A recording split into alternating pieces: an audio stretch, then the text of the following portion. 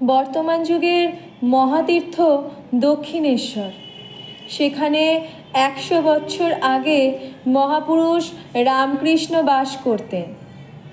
দক্ষিণেশ্বর কালী মন্দিরের পাষাণ প্রতিমায় সাধনার বলে রামকৃষ্ণ প্রাণ এনেছিলেন। দেবতা তার সঙ্গে কথা বলতেন, সব বিষয়ে তাকে উপদেশ দিতেন। মার আদরে ছেলে রামকৃষ্ণ আহার নিদ্রা পরিত্যাগ করে বৎসরের পর বৎসর যে কঠোর ধর্ম সাধনা করেছিলেন এবং তাতে যেভাবে সিদ্ধি লাভ করেছিলেন সারা পৃথিবীর ইতিহাসে, এমনটি আর খুঁজে পাওয়া বিরল। রামকৃষ্ণ বাংলার ক্ষুদ্র একটি পল্লী গ্রামের এক অতি দরিদ্র ব্রাহ্মণের সন্তান, কিন্তু সাধনার গুণে বিশ্বর মা যেদিন তার মাথায় ধর্মের মুকুট পরিয়ে দিলেন, সেদিন তিনি এক অতুল ধনসম্পদের অধিকার লাভ করেছিলেন।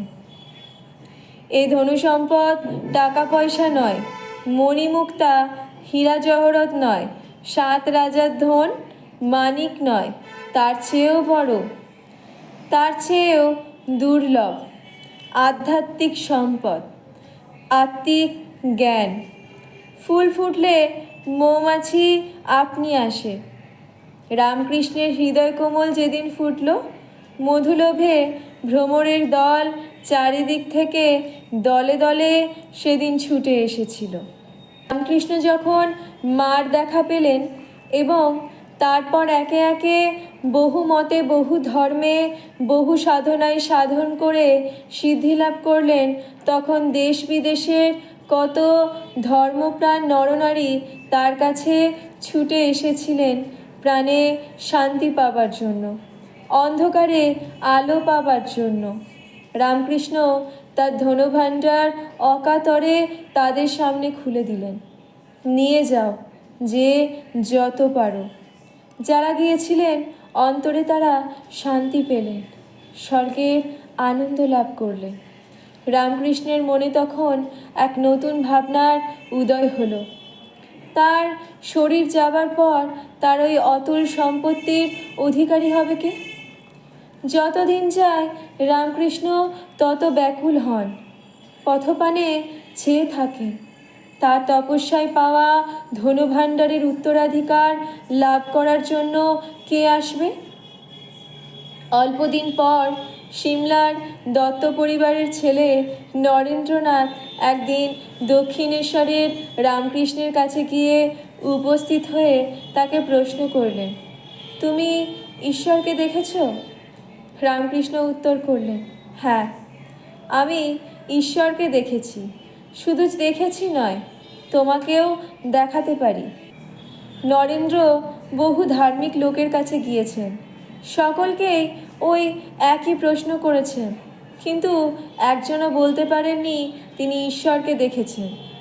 রামকৃষ্ণ বললেন, তিনি দেখেছেন, শুধু দেখেছেন নয়, দেখাতেও পারেন।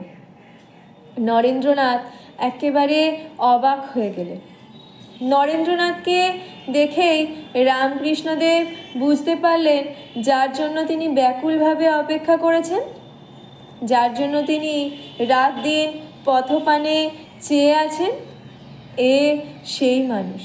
নরেন্দ্রনাথও বহুদিন ধরে রামকৃষ্ণকে নানানভাবে পরীক্ষা করলেন, তারপর তার চরণে নিজেকে চিরদিনের মতো বিকিয়ে দিয়ে তার শিষ্যত্ব লাভ করলেন। রামকৃষ্ণ তখন পরম যত্নে নরেন্দ্রনাথকে সব শেখাতে লাগলেন। সমাধি অতি উচ্চ অবস্থা। বহু সাধনায় মানুষ সমাধি লাভ করতে পারে। সমাধিতে ঈশ্বর দর্শন হয়। সমাধি অবস্থায় মানুষ এক দিব্য আনন্দ উপভোগ করে। পৃথিবীতে যত প্রকার আনন্দ আছে, সকলকে একসঙ্গে করলেও সে আনন্দের সঙ্গে তুলনা হয় না।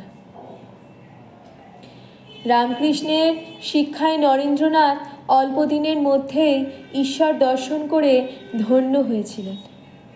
রামকৃষ্ণদেব নরেন্দ্রকে প্রাণের চেয়ে বেশি ভালোবাসতেন। একদিন রামকৃষ্ণ নরেন্দ্রকে জিজ্ঞেস করলেন, তুই কি চাস? উত্তরে নরেন্দ্র বললেন, আমাকে এমন করে দাও যেন রাত দিন সমাধিতে ডুবে থাকি, সংসারের কোনো হুঁশ যেন না থাকে। এ কথায় রামকৃষ্ণ তাকে ভৎসনা করেছিলেন। ছি, আমি মনে করেছিলাম তুই বিশাল অশ্বত্থ গাছের মতন হবি, আর জগতের লক্ষ লক্ষ কোটি কোটি তাপিত প্রাণ তোর ছায়ায় এসে আশ্রয় পাবে, শান্তি লাভ করবে। তুইও কি না শেষকালে কেবল নিজের আনন্দের জন্য পাগল হলি? আগুনের কাছে বসলে যেমন তাপ পাওয়া যায়, তেমন মহান লোকের কাছে এলে প্রাণ জুড়োয়। রামকৃষ্ণের কথায় নরেন্দ্রনাথ সেদিন যে লজ্জা পেয়েছিলেন, এমনটি তার সারা জীবনে আর কখনো তিনি পাননি। যারা পাথরের মূর্তি তৈরি করেন তাদের নাম ভাস্কর। ভাস্কর এক টুকরো নিখুঁত ও সেরা পাথর নিয়ে দিনের পর দিন, মাসের পর মাস অক্লান্ত পরিশ্রম করে তাতে দেবতার রূপ ফুটিয়ে তোলেন। যারা বিখ্যাত চিত্রকর তারা তাদের অন্তরে এক মানস প্রতিমার রূপ দর্শন করেন, তারপর তুলিকায় বহু পরিশ্রমে কাগজের উপর তার মানস দেবতার রূপ ফুটিয়ে তোলেন। রামকৃষ্ণ ঠিক তেমনি যুবক নরেন্দ্রকে তিলে তিলে পলে পলে স্বামী বিবেকানন্দ রূপে গড়ে তুলেছিলেন তার সীমাহীন আধ্যাত্মিক ধনভাণ্ডারের উপযুক্ত অধিকারী হবেন বলে। সারা জগতে তার ধনরাশি আপামরে বিলিয়ে দেবেন বলে। সংসারে দুঃখ কষ্ট মানুষের যখন অসহ্য হয়ে ওঠে, তখন মানুষ ভগবানকে খোঁজে। তাদেরকেও কঠোর তপস্যা করে ভগবানের দেখা পায়। ঈশ্বর দর্শনের যে আনন্দ, তার আস্বাদ একবার পেলে মানুষের মন আর সংসারের কারুর কথা ভাবে না, সে আনন্দেই চিরদিনের মতন ডুবে যায়। কিন্তু এমন দু একজন মহাপ্রাণ মানব দেখা যায়, যারা সে দিব্য আনন্দের আস্বাদ লাভ করেও তাতে একবারে ডুবে যান না। সেই অমৃতধারা মাথায় করে নিয়ে আসেন সংসারের বেদনা পীড়িত নরনারীর জন্য। তারাই মানব সমাজের মহাপুরুষ, তারাই যথার্থ মানব দেবতা। রামকৃষ্ণ পরমহংসদেব দেহত্যাগ করলেন। যে সকল যুবক তার কাছে আসতেন তাদের অনেকেই সংসার ত্যাগ করে বিবেকানন্দের কাছে, বিবেকানন্দের সঙ্গে সন্ন্যাসী হলেন। বিবেকানন্দ তখন কিছুকাল তপস্যায় ও শাস্ত্রপাঠে মন ডুবিয়ে দিলেন। তারপর দণ্ড কমণ্ডলু হাতে পরিব্রাজক বেশে ভারতের তীর্থে তীর্থে, দেশে দেশে, নগরে নগরে, গ্রামে গ্রামে ভ্রমণ করলেন। তার সেই সময়ের কঠোর তপস্যার কথা বলে শেষ করা যায় না।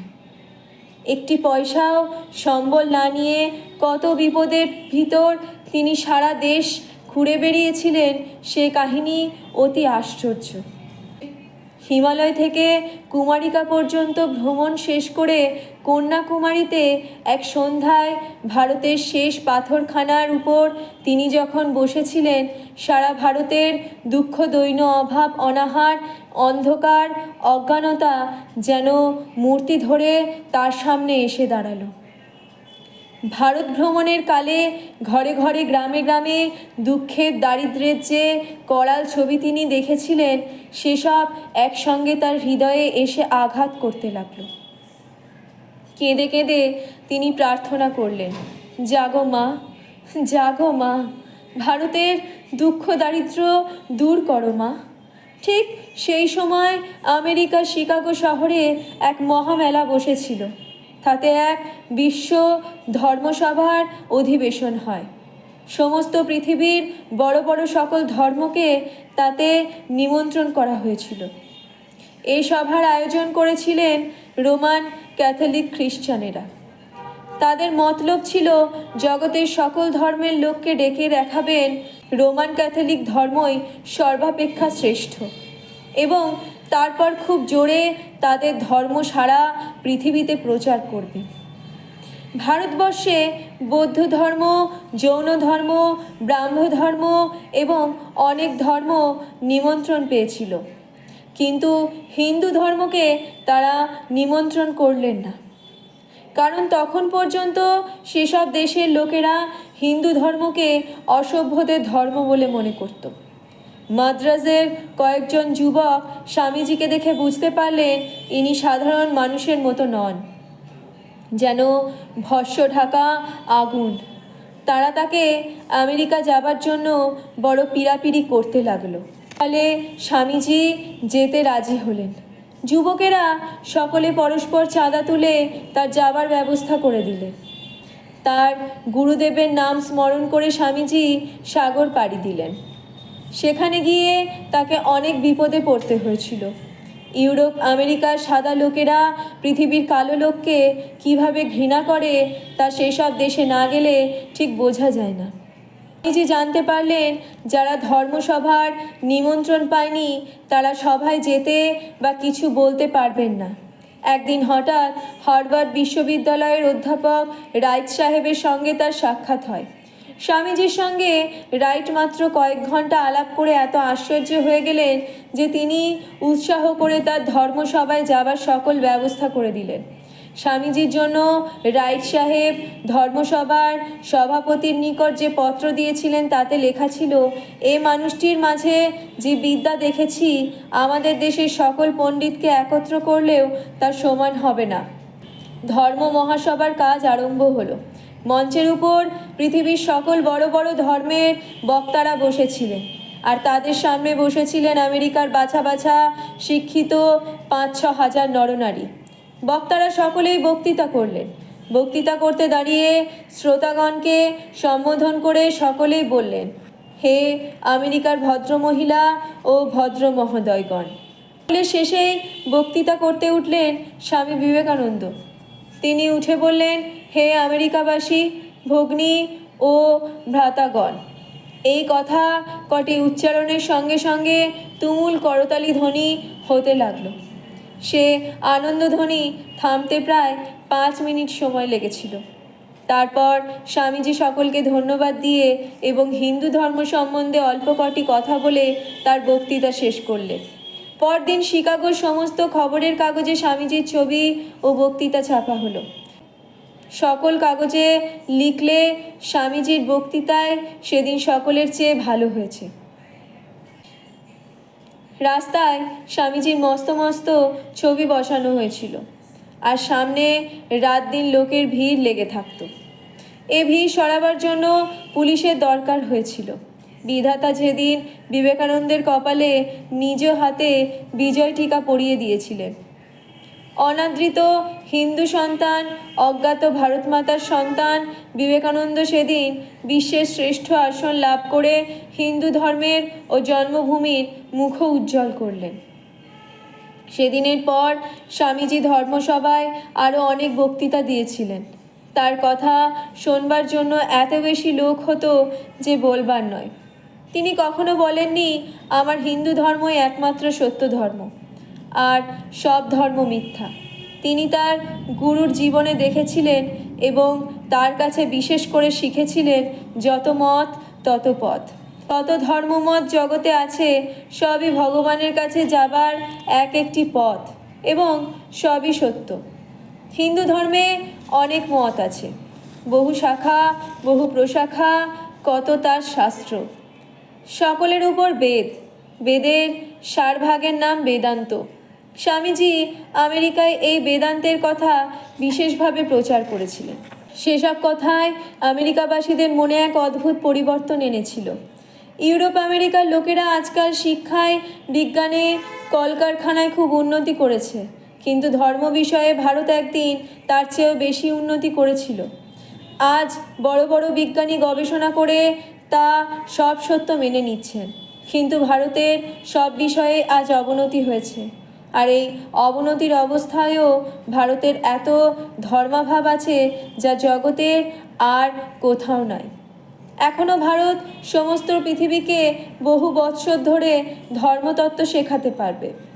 মানুষে যা কখনো কল্পনা করেনি, স্বপ্নেও ভাবেনি, বিধাতার ইচ্ছাই তাই হলো। আমেরিকার শত শত লোক স্বামীজির ধর্মকথায় মুগ্ধ হয়ে তার শিষ্য হতে লাগলো। স্বামীজি তখন আমেরিকার নানা স্থানে ঘুরে ঘুরে বক্তৃতা করতে লাগলেন। ভারতের এই অভাবনীয় গৌরব, হিন্দু ধর্মে এই অপূর্ব মহিমা, স্বামীজির এই অমানসিক সফলতা দেখে আমেরিকার বহু গোঁড়া পাদুরি ভয়ানক চটে গেলেন। দল বেঁধে তারা তার বিরুদ্ধে যেতে লাগলেন। তাকে নানান রকমভাবে অপমানিত, অপদস্থ ও লাঞ্ছিত করবার জন্য প্রাণপণ চেষ্টা করতে লাগলেন। তার নামে নানা প্রকার মিথ্যা কথা রটনা করে তারা খবরের কাগজে প্রকাশ করতে লাগলেন। স্বামীজির অন্তরে ছিল পবিত্রতার জ্বলন্ত আগুন, আত্মবিশ্বাসের তড়িৎ শক্তি এবং গুরুর প্রতি অগাধ ভক্তি। স্বামীজি এইসব নিন্দা কুৎসার দিকে ভ্রুক্ষেপ মাত্র না করে সিংহের মতো সারা দেশময় ভারতের বাণী, হিন্দুর ধর্মকথা বলে বেড়াতে লাগলেন। সফলতা, তার গৌরব দিন দিন বেড়ে যেতে লাগলো।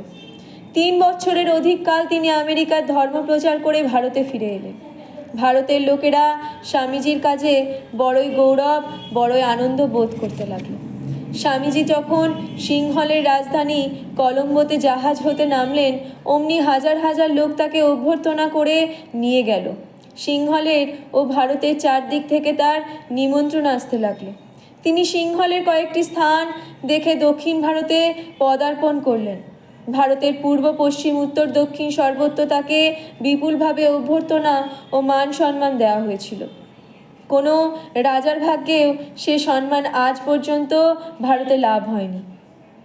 অভ্যর্থনার উত্তরে তিনি ভারতের সর্বত্র যেসব বক্তৃতা করেছিলেন সেসব ভারতে বিবেকানন্দ পুস্তকে বিস্তারিতভাবে আছে।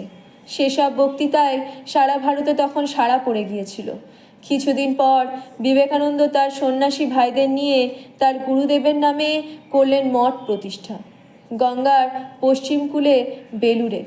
স্বামীজি তার গুরুদেবের কাছ থেকে একটি বিশাল জিনিস পেয়েছিলেন, নরনারায়ণ সেবা। আমাদের ধর্মপুস্তকে আছে, পরমেশ্বর জীবে জীবে সারা বিশ্বে রয়েছে। প্রতিমাতেও তিনি আছেন। সাধারণ লোক দেবপ্রতিমার মধ্যে বা অন্যত্র কোথাও ঈশ্বরকে দেখতে পায় না।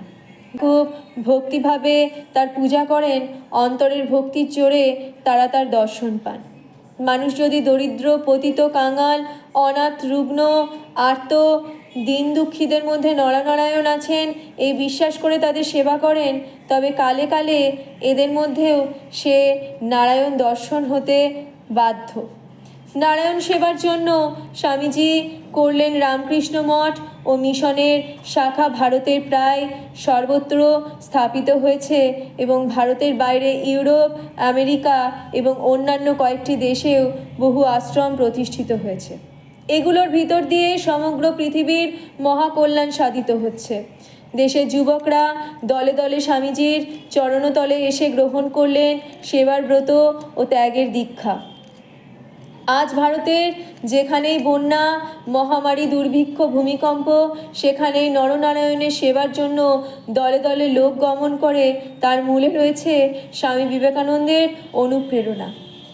সে বিবেকানন্দের জীবনী, বিবেকানন্দের কাহিনী বলতে গেলে এক মহাভারতের শেষ হবার নয়। এর চেয়েও, তা সুন্দর সঙ্গীতের চেয়েও, মধুর উপন্যাসের চেয়েও মনোহর, স্বপ্নের চেয়েও আশ্চর্য। তার জীবনের বড় বড় ঘটনাগুলো যেমন মহৎ, ছোটগুলো তেমনি সুন্দর। আর এইসব ছোট ছোট ঘটনাগুলোই মহাপুরুষদের মহত্বের প্রকৃত প্রমাণ। বয়স 40 পূর্ণ হবার আগেই তিনি শরীর ছেড়ে চলে গেছেন। মাত্র 29 বছর বয়সে শিকাগোয় তিনি সিংহ বিক্রমে দাঁড়িয়েছিলেন। শিকাগোর বক্তৃতা হতে বেলুড় মঠে দেহত্যাগ পর্যন্ত এই 11 বৎসরে যে রত্নবাজি, যে ভাবরাশি তিনি সারা ভুবনে ছড়িয়ে গিয়েছেন, যেসব আয়ত্ত করতে আমাদের বহু শতাব্দী কেটে যাবে। আমেরিকায় স্বামীজিকে নাম দিয়েছিলেন তুফানি সাধু, সাইক্লোনিক মঙ্ক। ঝড় যেমন চকিতে এসে উল্টে পাল্টে দিয়ে চলে যায়, তিনিও তেমনি হঠাৎ সেদিশে গিয়ে পলকে প্রলয় কাণ্ড করে এসেছিলেন। নেপোলিয়নের বীরত্বের কথা আমরা জানি। আলেকজান্ডারের দিগ্বিজয় কাহিনী আমরা জানি, কিন্তু স্বামীজির বীরত্ব তার চেয়েও অনেক বড়। স্বামীজির দিগ্বিজয় তার চেয়েও গৌরবের। শীঘ্রই সে সময় আসবে যখন আমরা প্রাণে প্রাণে একথা বুঝতে পারব। প্রেম ও ভালোবাসার মধ্যে দিয়েই এসেছিল তার দিগ্বিজয়। স্বামীজি যদি জগতে কোনো বস্তুকে ঘৃণা করে থাকেন, তা হলো দুর্বলতা আর ভয়। স্বামীজির কথায় ও স্বামীজির উপদেশে আছে সূর্যের তেজ, বিদ্যুতের শক্তি, রাজার শাসন, আর আছে জননীর বিশ্ববিজয়ী প্রেম। বিবেকানন্দের বাণী শক্তির বাণী, ভয়ের দুর্বলতার যেখানে কোনো স্থান নেই। বিবেকানন্দের কথায় ঘুমন্ত মানুষ জেগে ওঠে, মৃত পায় প্রাণ, অন্ধের চোখ ফোটে, কুঁড়ে হয় বীর। যাদের অন্তরে নিজের উন্নতির জন্য, সমাজের উন্নতির জন্য, দেশের উন্নতির জন্য স্বাদ আছে, বিবেকানন্দের বাণী তাদের কাছে অমৃতের মতো। ভয়ের, দুর্বলতার, কাপুরুষতার যুগ শেষ হয়ে গেছে। নবীনের দল নব উৎসাহে, নবপ্রাণে, নব আশায় আজ জেগে উঠেছে। বিশ্ববিজয়ী বিবেকানন্দের নতুন নতুন ছবি জননীর কোল আলো করে দেশের ঘরে ঘরে জন্মগ্রহণ করুক। স্বর্গের চেয়েও বড়, স্বর্গের চেয়েও প্রিয় আমাদের জননী জন্মভূমির মুখে আনন্দে গৌরবে হাসি ফুটে উঠবে। মহানিশার অবসান হয়ে আমাদের জন্মভূমির আকাশ বাতাস নবীন উষার অরুণ আলোকে আলোকিত হয়ে উঠবে।